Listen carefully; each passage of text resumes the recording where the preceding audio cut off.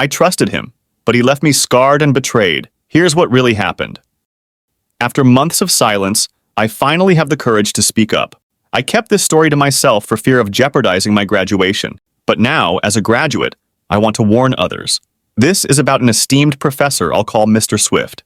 We met during my thesis defense at PUP, where he was the panel chair. From the moment I began presenting, I felt his eyes linger a bit too long. At first, I thought it was just my nerves, but soon, I realized his gaze seemed personal, not academic. His feedback was unusually gentle and kind, not the intense critique I'd expected.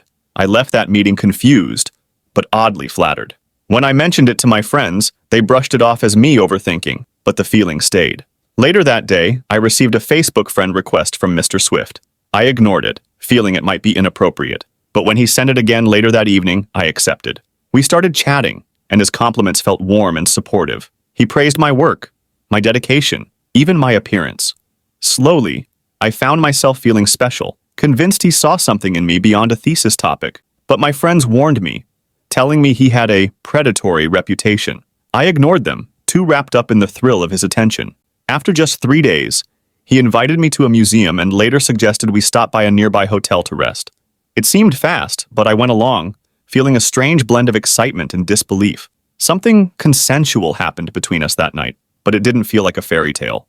When he asked me to be his secret boyfriend, I hesitated. It felt rushed, but he grew defensive, accusing me of being hung up on my ex.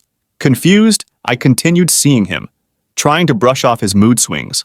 Each time we met, he showered me with admiration, making me believe our connection was real. But the excitement quickly faded. Soon, he became distant and unresponsive. He'd post vague, sad messages online about heartbreak, and when I asked if something was wrong, he brushed it off as just going through things.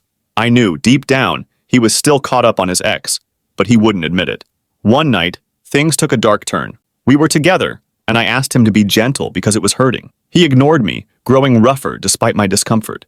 When I tried to move away, he held me tight, forcing me to endure the pain. I pleaded with him to stop, but he didn't care. When it was over, he left me there, going straight to the bathroom without a word. I tried to clean up, only to find myself bleeding. When I told him how painful it had been, he laughed, joking that I looked like I'd been raped. He then asked me to go buy him food from Jollibee, as if nothing had happened. The next day, he told me he was ending things. He'd decided to try and win his ex back, admitting that I'd only been a distraction. I was devastated. I asked him to sign my approval sheet, desperate to cut ties. He laughed at my obvious hurt and even mocked me in front of his students. Looking back, I see all the red flags I missed in my need to feel special. I'm not sharing this to ruin his career, but to warn others who might fall into the same trap. Some people we look up to may turn out to be the ones who hurt us the most. I hope my story serves as a cautionary tale. No one deserves to feel used and manipulated, especially by someone they trust.